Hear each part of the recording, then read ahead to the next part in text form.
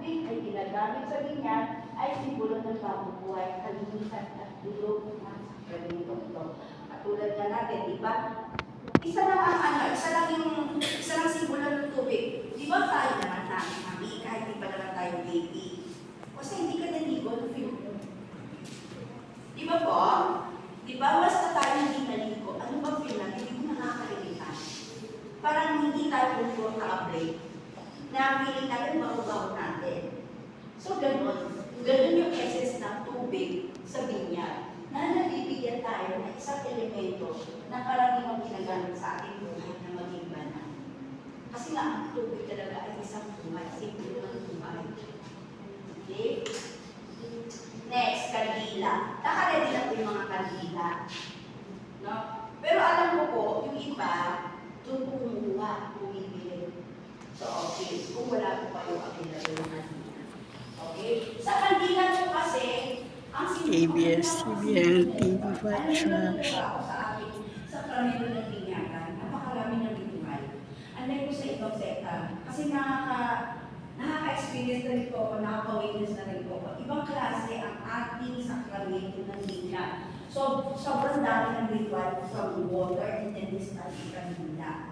So, napakaganda. Ano yung area na gagawa ko ng PowerPoint? Nag-ano po ako, na-tawag ito, nag-refer po ako na ganun pala yung feeling ng mga parents pag nagpapabigyan na sila ng anak nila. Tapos sisitiyan nyo ng kanila. Iba po yung kanila. So, ang liwanag ng kanila ng binyag ay sa ito ng liwanag ni Kristo. Imagine, after na linisin yung bata, magiging liwanag pa siya ni Kristo sa mundo natin. Diba? Kung napaka-challenging para sa parents. Kasi bata pa lang, mag-i-start na yung journey mo. Diba? Kung paano ang kandila ng binyag ay sinisigyan mula sa kanilang Paskwa. Alam niyo po ba yung kandila ng Paskwa? Nakakita na po ako yung malaking kandila doon sa simbahan. Na naka-display doon. Nakakita na po kayo naman. So, ang kandila ng Paskwa or Paschal Candle ay sumisimbolo kay Kristo po. Yun yung pinaka-napakalaking kandila na nagsisimbolo bilang si Kristo.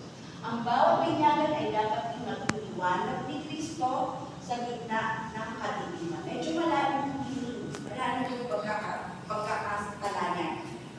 Liwanag si Kristo ang kadiliman. Papatay yung caption, pero papatay yung kinakabahan or else. Early. Kasi ganun po talaga ang ginagawa ng Bicol na kanila. So, yun.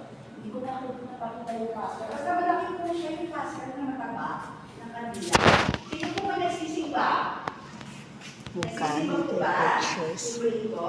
May kita niyo po. Hindi yung pisakina, magandang tanghali bayan. Then next po, ano po yung next na simbolo po? Damit na puti. Alam ko mga mamis yun, ang unang-una yung pinagkahandaan na.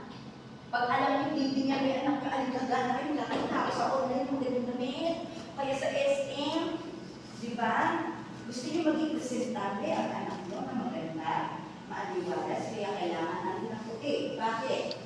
Ang damit na puti ay dapat isinusuot pagkatapos ng bibingan upang higit na maunawaan at madama ng mga magulang, madama nyo, no? Ng mga magulang at ang binyagan at ang binyagan. Do, sa ikang binyagan, sino ba yung binyagan? Yung bata.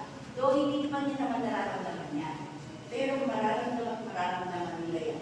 Was na kanila yung nagsusuot niya para sa kanila. Madama ng binyagan ang pagbabago at kauugan nito sa pagdiriwang. Ang maningning na damit na puti ay simbolo ng dangal ng bagong